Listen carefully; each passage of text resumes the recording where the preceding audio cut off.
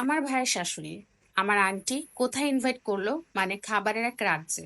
তো চলেন ভিডিওটা না টেনে দেখতে থাকুন। হ্যালো এভরিওয়ান, আসসালামু আলাইকুম। This is me Farzana Farin. Welcome to my blog and welcome to my beautiful life. আমরা চলে আসলাম পরিবাগ স্ট্রিট ফুড জোনে। আমি যেহেতু পুরান ঢাকাতে থাকি, তাই এই দিকটাতে খুব কম আসা হয়। পরিবাগ ফুড জোনে আমার ফার্স্ট টাইম আসা, আর এসে দেখি খাবারের মেলা। ঝালমুড়ি, ফ্রেঞ্চ ফ্রাই থেকে শুরু করে কোরাল মাছ, বারবিকিউ, ক্র্যাব, হাঁস ভুনা ইত্যাদি, মানে একের ভিতর সব। তারপরে এক এক করে আমার আন্টিরাও চলে আসে।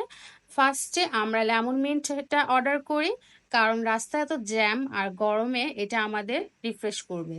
তারপরে পাপড়ি চাট আর দোসাটা ট্রাই করলাম।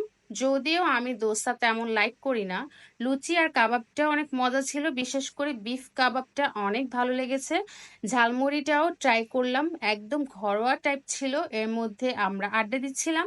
এর ফাঁকে ফ্রেঞ্চ ফ্রাইটাও ট্রাই করলাম, একদমই সেদ্ধ হয়নি। এবারে মূলত যে জিনিসটা আমরা খেতে আসছি সেটা হলো চাপড়ি আর হাঁস ভুনা, সাথে ছিল কালাই রুটি আর ভুড়ি ভুনা। এত মজা ছিল কি বলবো, একদম ঘরোয়া স্বাদ। আমার কাছে ভুড়ি ভুনা থেকে হাঁস ভুনাটা বেশি ভালো লেগেছে।